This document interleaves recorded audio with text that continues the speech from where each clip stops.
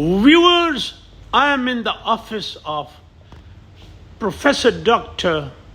Kaisar Abbas Saab, who is the Vice Chancellor of University of Sargodha. کیا حال ہے السلام علیکم سر عباس صاحب؟ how are you؟ آپ خیریت سے ہیں؟ شکر ہے. Pleasure to meet you again. ہاں می ٹو آپ کا تو میں نے ایک سرسری انٹرویو کیا تھا جب یونیورسٹی آف سرگودا پہ میں ویلاگ بنایا، تو اس میں کچھ چیزیں جو بڑی میں نے امپورٹنٹ سمجھی، and I found you the proper person. تو میں نے کہا آج آپ سے ایک ایکسکلوسیولی آپ کا انٹرویو ہو جائے، تو kind of you. Thank you so much. Abbas صاحب پہلے مجھے یہ بتائیں، آئی نو یو، اور جیسے میں نے اس دن بھی بولا، میرا جو بیٹا ہے a very learned PhD from France, assistant professor in IBA، لیکن آپ سے بڑا امپریس تھا، اور آپ اس کے استاد تھے، ظاہر اس کے باس رہے، تو اس لحاظ سے بھی یو آر ریسپیکٹیبل. تو میرے ویورز کو اپنا انٹروڈکشن کرائیں عباس صاحب. اب VC تو ہیں، اس سے پہلے کیا تھے، کہاں سے میٹرک کیا، کہاں پڑھا؟ بسم اللہ الرحمن الرحیم. تھینک یو ویری مچ کنی صاحب، آپ تشریف لائے یہاں پہ اور آپ میرے ساتھ بات چیت کر رہے ہیں، میرے ویوز سن رہے ہیں.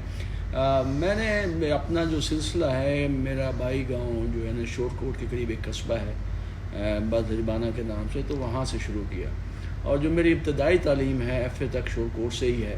اور بڑی انٹرسٹنگ بات یہ ہے کہ FA تک ہمارے جو گاؤں ہے وہاں پہ لائٹ بھی نہیں تھی، لیکن ان مشکلات میں ہم وہاں سے پڑھے، اور تقریباً 6 کلومیٹر کا سفر تھا، جو اسکول تھا کالج تھا، تو ہم ٹریول کر کے بائیسیکل پہ آتے تھے، گرمی ہو سردی ہو، بڑا مشکل وقت تھا، بٹ وہی سروائیو. اور الحمدللہ FA تک میں شور کوٹ سے پڑھا. دین گورنمنٹ کالج جنگ میں نے BA کیا، اور میرا ایک پھر ڈریم تھا، میری خواہش تھی کہ میں MSc کروں تو قائدہ یونیورسٹی سے کروں. تو likely I got admission in Quaid university economics وغیرہ میں ایڈمیشن ہو گیا. 88 سے 90 کا بیچ تھا میرا.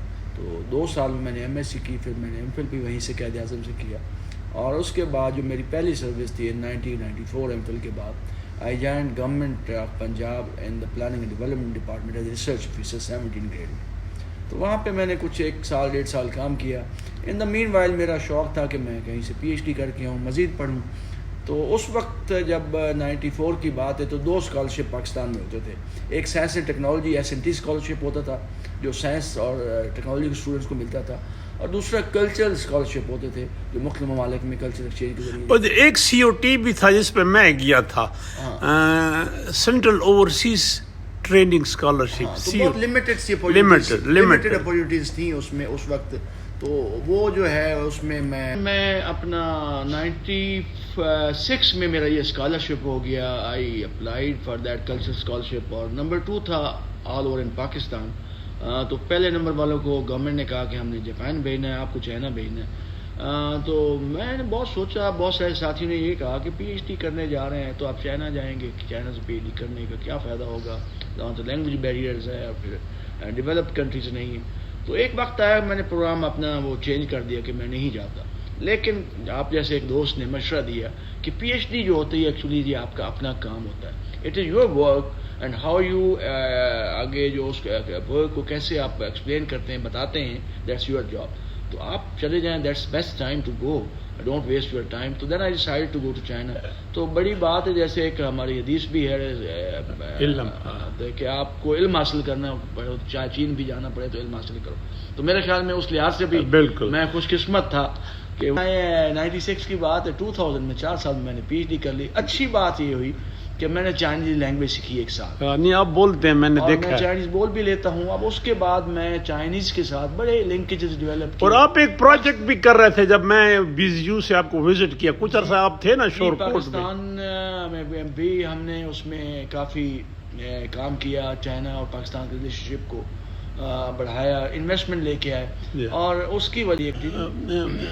عباس صاحب ایک چیز ہے، شاید آپ اس کا جواب آپ نہ ہوگا آپ کے پاس، لیکن یہ جو جھنگ کا بیلٹ ہے یہاں میں خاص کر جو مائگریٹ کر کے آئے کچھ وہاں، یہ بڑے مینٹلی فرٹائل لوگ ہیں، اور بڑے، میں جیسے سہیل نقوی سے کے ساتھ کام کیا میں نے، بڑا امپریسو.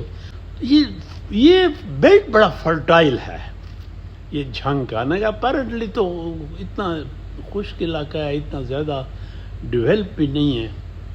بٹ اینی ہاؤ, تو ڈاکٹر صاحب آپ سے جو میرا پہلا آج سوال ہے, آپ مینجمنٹ کے ہیں, آپ نے یہ ہماری یونیورسٹیاں فائنانشیل کرنچز میں جا رہی ہیں, اور ایک نہیں ہے, دو نہیں ہے, تین نہیں ہے, اب ان کی تعداد بڑھ چکی ہے. بلوچستان, سندھ, پختونخوا, اب گورنمنٹ اگر بیل آؤٹ نہیں کرتی تو ان کے پاس تنخواہ کے پیسے نہیں ہیں. اس پہ کیا آپ کا؟ بہت شکریہ, بڑا امپارٹنٹ سوال ہے, کیونکہ آپ نے بھی, میں جانتا ہوں کہ آپ نے ہائر ایجوکیشن سیکٹر میں بہت کام کیا ماشاءاللہ. 2 یونیورسٹیز کے وی سی رہے ہیں, پھر ایچ ای سی میں بھی آپ نے ایز اے ڈی کام کیا ہے, اور میں بھی پچھلے کوئی 25 سال سے ہائر ایجوکیشن سیکٹر میں کام کر رہا ہوں. یہ کرائسس ہیں, میرے خیال میں تھوڑا سا ہمیں سوچنے کی ضرورت ہے, اس پہ کچھ پالیسی میں چینج لانے کی ضرورت ہے. فائنینشیل کرائسس تو ہیں, اب گورنمنٹ کہاں سے کتنا پیسہ لے آئے گی, آپ کو ملک کے حالات بھی پتہ ہے. تو میرے خیال میں یونیورسٹیز کو سیلف فنڈنگ کی طرف, سیلف جنریشن کی طرف, فنڈنگ کی طرف جانے کی ضرورت ہے. اس میں آپ کو پتہ ہے کہ universities are place of innovation. کیوں نہیں انوویشن کرتے, پیٹنٹس کیوں نہیں بناتے؟ اب وہ جو پیٹنٹ ہم کرتے ہیں ان کو کمرشلائز کیوں نہیں کرتے؟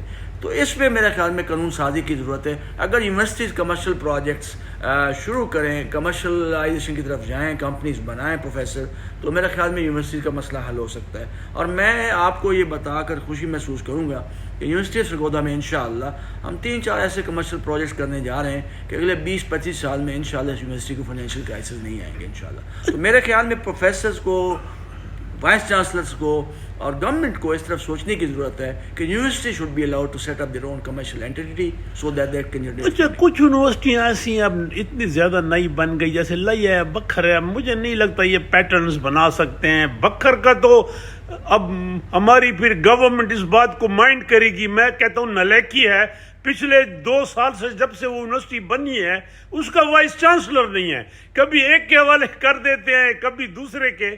اور یار اینی ہاؤ وہ یونیورسٹی ہے, اس کا حق ہے ایک پرماننٹ وائس چانسلر.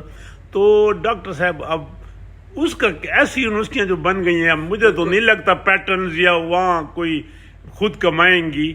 تو ان کا بالکل آپ صحیح کریں. آج کل تو وہاں ایڈمنسٹریٹو کرائسس ہے کہ آپ صحیح فرما رہے ہیں, 2 سال بن گئے, ہو گئے یونیورسٹی بنے ہوئے اور وی سی نہیں ہے. میں تو آپ کو ایک ماڈل پرپوز کرتا ہوں, گورنمنٹ کو بھی میں پرپوز کرنا چاہوں گا کہ دیکھیں بیسٹ ماڈل جو دنیا میں ہوتا ہے, ایک وی سی کام کر رہا ہے, گورنمنٹ کے پاس اس کی ڈیٹس ہوتی ہیں کب وہ آیا, کب اس نے جانا ہے, تو ہم 6 مہینے پروسیس پہلے شروع کریں.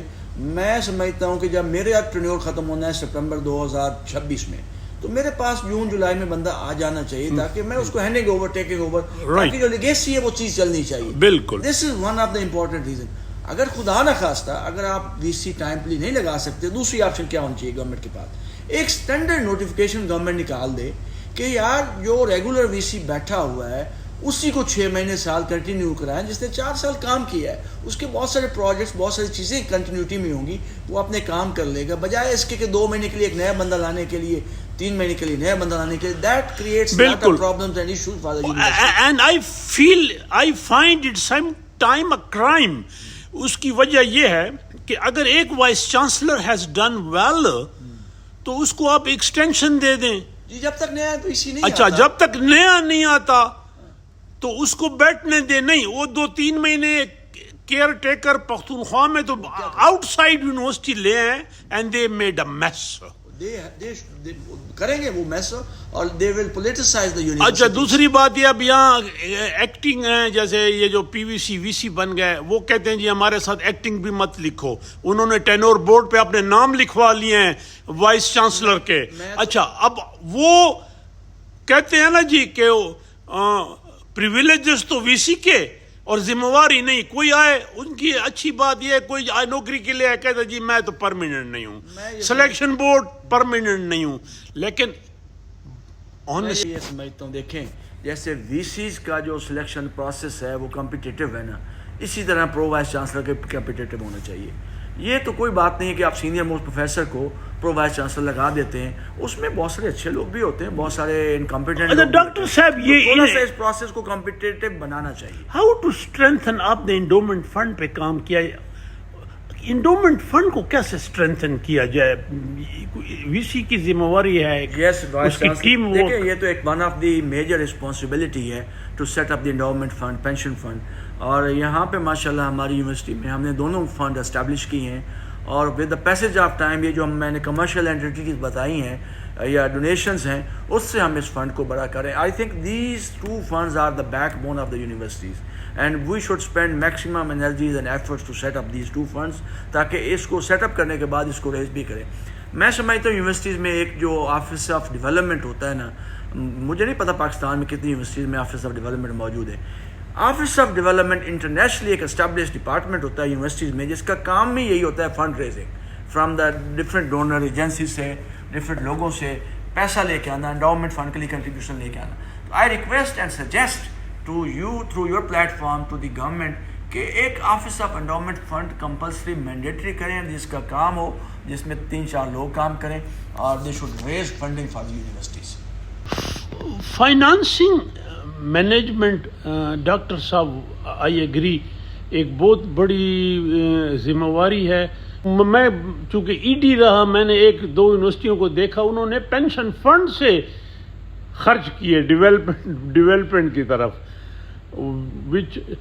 پینشن فنڈ کو ڈاکٹر صاحب کیسے اسٹرینتھن؟ وہ تو سمپل فارمولہ ہے، لیکن کئی یونیورسٹیوں کا پینشن فنڈ بھی نہیں ہے، مطلب ہونا چاہیے اسٹرینتھن. تو کیسے ان کو بالکل پینشن فنڈ ہونا چاہیے، اس کو اسٹرینتھن بھی کرنا چاہیے. جیسے میں نے کہا نا، ایک تو مینڈیٹری کنٹریبیوشن ہے جس میں پینشن فنڈ سے حصہ جاتا ہے. دوسرا جو فنڈنگ سورسز ہوتے ہیں مختلف یونیورسٹی فنڈ جنریٹ کرتی ہے، اس میں سے کنٹریبیوشن جانی چاہیے. یہ تو کرائم ہے کہ آپ پینشن فنڈ سے ڈیولپمنٹ فنڈ پہ پروجیکٹ کرتے ہیں. آپ نہیں کر سکتے. آپ that money is only for the welfare of the employees, اور اسی پہ ہی وہ خرچ ہونی چاہیے. بلکہ بعض یونیورسٹیاں، میں آپ کو بتاؤں جی، کہ اپنے ریسورسز سے ڈیولپمنٹ کراتی ہیں. میں سمجھتا ہوں بہت ریئر ہونا چاہیے اپنے ریسورس. میں تو اس چیز پہ فوکس کروں گا کہ یونیورسٹیز کو پبلک پرائیویٹ پارٹنرشپ کی طرف جانا چاہیے. میں بیسٹ ایگزامپل دوں گا آپ کو. میں نے یہاں پہ یونیورسٹی میں سرگودا میں ابھی 3 کیفیٹیریا انٹرنیشنل لیول کے بنائے to the cost of almost 350 million. That is totally project is based on BOT basis, build, operate and transfer model. That is money is spent by the private person. After 15 years وہ چلائے گا. 15 سال کے بعد وہ property university کی بن جائے گی. I think these are some of the best model practices available in the world. ان کو ہمیں اپلائی کرنے کی ضرورت ہے. ڈاکٹر صاحب سیکنڈ لاسٹ کوشچن یہ ہے کہ آپ کی 2 بڑے چیلنجز کیا ہیں ایز اے وائس چانسلر، جو آپ مطلب ہے آپ کی روٹین ڈیوٹیز بھی سفر کرتا ہے یا واٹ ایور، یا بڑے challenges? One of the biggest challenges is just to actually how to deal with the local community and public. That's very important challenge. Because university کا وائس چانسلر صرف students کو ڈیل نہیں کر رہا ہوتا، جو اس کے لوگ ہوتے ہیں، اس کے پیرنٹس ہیں، پولیٹیشینز ہیں، ان کے ساتھ جو ہوتا ہے. اور ڈاکٹر صاحب آپ کی یونیورسٹی کا ایک یہ بھی تھا ایک زمانے میں، اب سیٹل ہو گیا، ایک کہ یہ ایفیلیشن بہت زیادہ جو پنجاب نے جو سارے فارغ کیے تھے اس یونیورسٹی سرگودا میں. ابھی تو بڑا سلیکٹیو ہم کرتے ہیں، اور ایچ ای سی کی جو پالیسی اس کو فالو کرتے ہیں. اس وقت 210 کے قریب ہمارے کالجز ہیں، جو کہ سب سے کم ہے پورے پنجاب میں. لیکن ڈاکٹر صاحب ایفیلیٹڈ کالجز کی مانیٹرنگ تو ہونی چاہیے. ریگولرلی کرتے ہیں مانیٹرنگ سسٹم، کوالٹی ایشورنس بھی کرتے ہیں. میں نے پورے 1 سال کا ان کا اکیڈیمک کیلنڈر بنایا ہوا ہے، اس کیلنڈر کو اسٹرکٹلی فالو کرتے ہیں. That's very important. But I think this is one of the major source of funding for the universities. I agree with you. We should follow and monitor the progress and quality assurance of those universities. اور عباس صاحب ان دا and یہ اپنے youngsters کو جو نئی generation ہے، ہماری inning تو مور اور لیس ختم ہونے کو ہے. وہ کہتے ہیں نا ہماری تو اب عشاء ہونے والی ہے. آپ تو خیر عمر میں چھوٹے ہیں مجھ سے، تو یہ ینگ جنریشن جو اسٹوڈنٹ، ان کو کیا میسج دیں گے؟ میرے خیال میں ینگ اسٹوڈنٹس کے لیے میرا یہی میسج ہے کہ they should work hard. They are the future of this country. They should commit themselves to hard work. ایک جو ایلیمنٹ ہارڈ ورک کا ہے جو ہمارے دور میں تھا، وہ مجھے ایک کمی محسوس ہوتی ہے. بچے جو ہیں آج کل ایکسٹرا کریکولر ایکٹیویٹیز جو دوسری ایکٹیویٹیز ہوتی ہیں جن کا ایجوکیشن تعلیم سے کوئی تعلق نہیں ہے ان سے زیادہ ایسوسیٹڈ ہو گئے. تو میرے خیال میں they should spend maximum time at least in the bachelor degree which is the basic degree to their education. اور اس کے ساتھ ساتھ دوسرا جو میسج امپورٹنٹ ہے they should also have some skill development activities skill development courses as well to build up their economic activities. Thank you, Dr. Sahib. Thank you Allah very much, bless sir. you. Thank you.